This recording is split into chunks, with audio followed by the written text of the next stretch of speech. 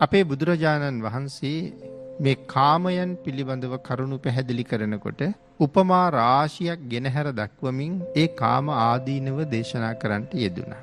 ඒ තරම් උපමා ප්‍රමාණයක් දේශනා කරන්නේ සියලු දෙනාටම ගැලපෙන්න ඕන නිසා.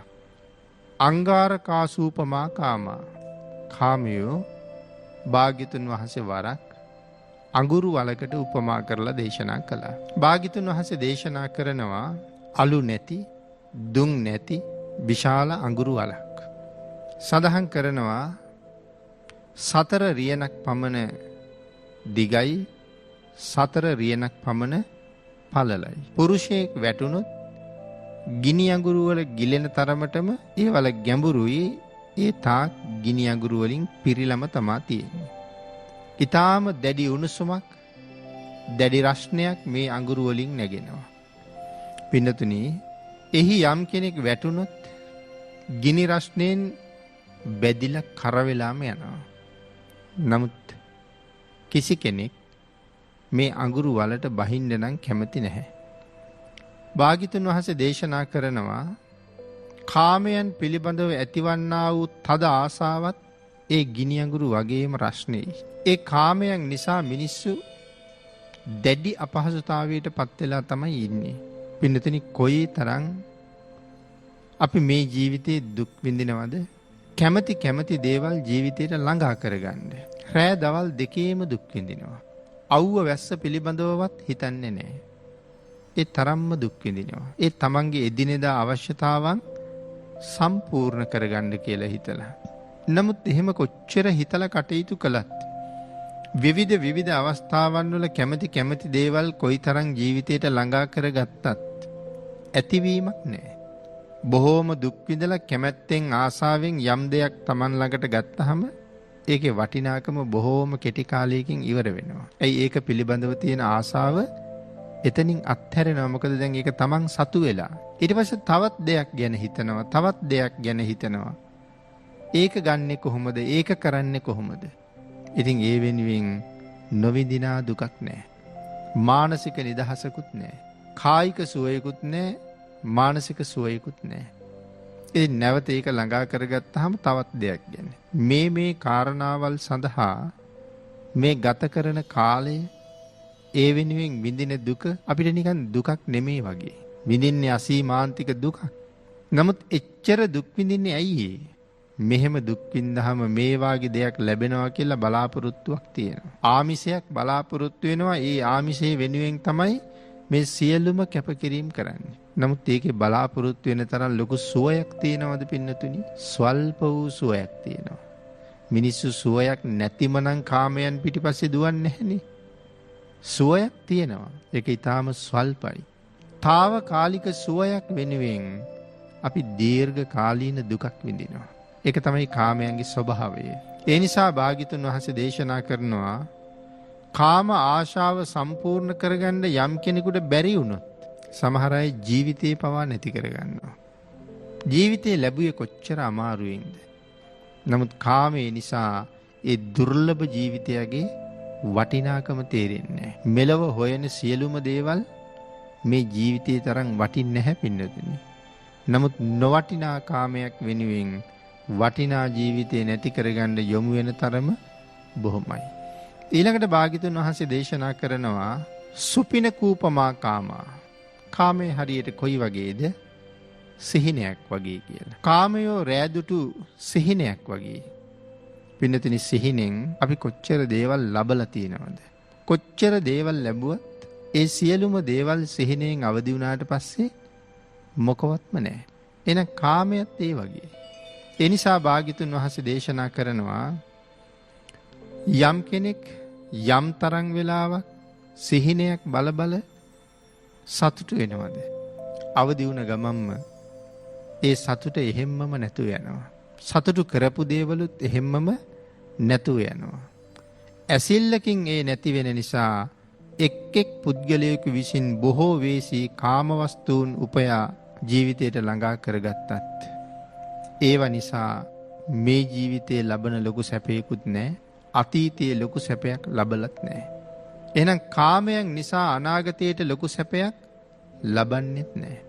නමුත් කාමයන් නිසා දුකක් තිබුණා. එක උපමාවක් භාග්‍යතුන් වහන්සේ මෙතන දේශනා කළා ගිජු ලිහිණියෙක් සම්බන්ධයෙන්.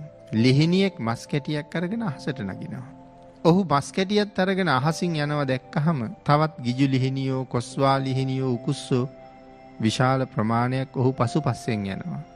ඒ පසුපස්සෙන් යන පිරිස මස් කැටිය දැහැගත්ත දිගිලි ලිහිණියාට පහර දෙනවා. හොටෙනුත් පහර දෙනවා. පයිනුත් පහර දෙනවා. මස් කැටියේ දැහැගෙන යන සත්වයාගේ හම හරි ගලවනවා. ඒ විතරක් නෙමෙයි මස් කැටියත් එක්කෝ විනාශ කරනවා නැත්තම් ගන්නවා. ඒ මස් කැටිය නිසා ඒ ලිහිණියට මරණයටපත් වෙන්න සිද්ධ වෙන්නත් පුළුවන්. එහෙම නැත්තම් මරණාසන්න දුකකටපත් වෙන්නත් පුළුවන්. හැබැයි අනික් ලිහිණියෝ එනවා දැකලා මස් කැටිය අතහැරලා පියාඹලා ගියොත් මරණාසන්න දුකකුත් නැහැ, මරණයටපත් වෙන්න වෙන්නෙත් නැහැ. ඉතින් මේ කාමයොත් ඒ වාගේ. භාග්‍යතුන් වහන්සේ මේ උපමාව දක්වලා කාමයන්ට තමයි ඒ උපමාව ගලපලා තියෙන්නේ. කාමයන් නිසා අපි මේ ලෝකේ කොච්චර දුක් විඳලා තියෙනවද? අතීතයේත් විඳා, වර්තමානයේත් විඳිනවා, අනාගතෙත් විඳිනවා. බොහොම ආසාවෙන් ළඟා කරගත්ත දේවල් ජීවිතේට මහ වේදනාවක්ම ගෙනල්ලා දෙනවා. ප්‍රීතියක්, සොම්නසක්, අනාගතෙහි ලැබෙන ප්‍රීතිය, සොම්නස මේ දේවල් ගැන හිතලා තමයි අපි කාමයන් සම්පූර්ණ කරන්න හදන්නේ. සමහර අය කියන්නේ මට ඕනෑවට නෙමේ, මේ දරුවෝ වෙනුවෙන් මේවා කරන්නේ කියලා. ඉතින් මේ වගේ විවිධාකාර දේවල් අපි කියනවා. නමුත් ඉතින් අතීතයේත් කාමයන් නිසා දුක් විඳා, වර්තමානයේත් දුක් විඳිනවා, අනාගතෙත් දුක් විඳිනවා. හම්බ කරන්න දුක් විඳා. දැන් හම්බ කරපු දේවල් රැකගන්න දුක් විඳිනවා. ඒවා දරුවන්ට බාර දුන්නාම දරුවෝ ඒවා අපිට වැඩක් නැහැ කියලා විකුණලා දානවා. ඒක දැක්කම ආයෙත් දුක් විඳිනවා. ඉතින් ඒ හින්දා සැනසීම කියන එක කොහොමත් කාමයේ ළඟ නැහැ කියන එක ධර්මයේ දේශනා කරනවා. නැත්තටම නැතුව නෙමෙයි. අල්ප ආස්වාදයක් තියෙනවා. ඒකනේ මිනිස්සු කාමයන්ට මෙච්චර කැමති. අල්ප ආස්වාදයක් දීර්ඝකාලීන දුකක්.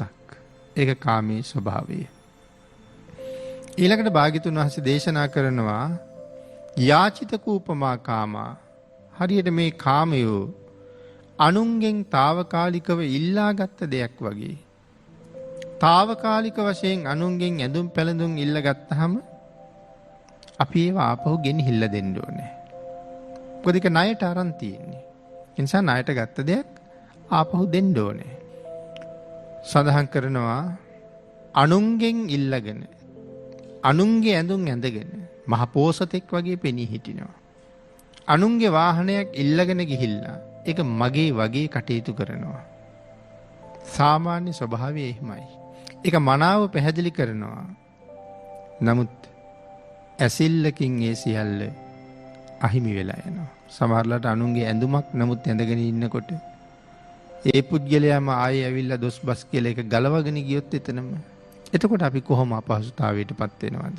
ආන් ඒක නිසා කාමයේ හරියට අනුන්ගෙන් ගත්ත දෙයක් වගේ, අනුන්ගෙන් ගත්ත දේවල් ආපහු දෙන්න වෙනවා වගේ කාමයන්ගේ ස්වභාවයත් ඒකම තමයි. ඒවා ඇති වෙනව නැති වෙනවා. හොයා සපයා ගැනීම තුළ ලොකු සතුටක් විඳින්න උත්සාහ කළාට ඒවා බොහොම වේගෙන් විනාශ වෙලා යනවා. එතකොට ඇති වෙන්නේ දරා ගන්න බැරි තරම් දුකක්. පින්නතිනේ හිතලා බලන්නකෝ. අපි සොයා සපයා ගත්ත දේවල් නිසා කී දෙනෙක් මැරිලා තියෙනවද කියලා. යාන වාහන නිසා මැරුණයි ඉන්නවා. රන් රිදී මුතුමැණික් නිසා මැරුණයි ඉන්නවා.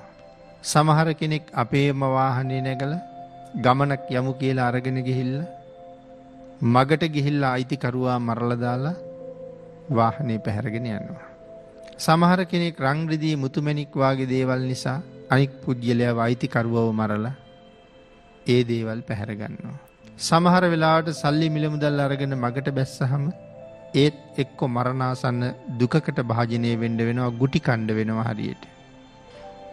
පහර දීලා කොහාට හරි ඇදලා දාලා මිල මුදල් ටික අරගෙන යනවා. ඉතින් මේ වාගේ මේ එක එක කාමයන් සම්බන්ධයෙන් කොච්චර දේවල් කතා කරන්න තියෙනවද? අසිසු නූපමා කාමා. කාමයෝ කඩුවකට මස් කපන කොටයකට භාග්‍යතුන් වහන්සේ උපමා කළා. කඩුව සහ කොටේ නිසා මස් කැබැල්ල කැපී යන්නක් මෙන් ඔවුනොවුන් කෝලාහල කර ගැනීම නිසා කාමයන් නිසා සත්වයෝ මහත් වූ දුකට පත්වෙනවා.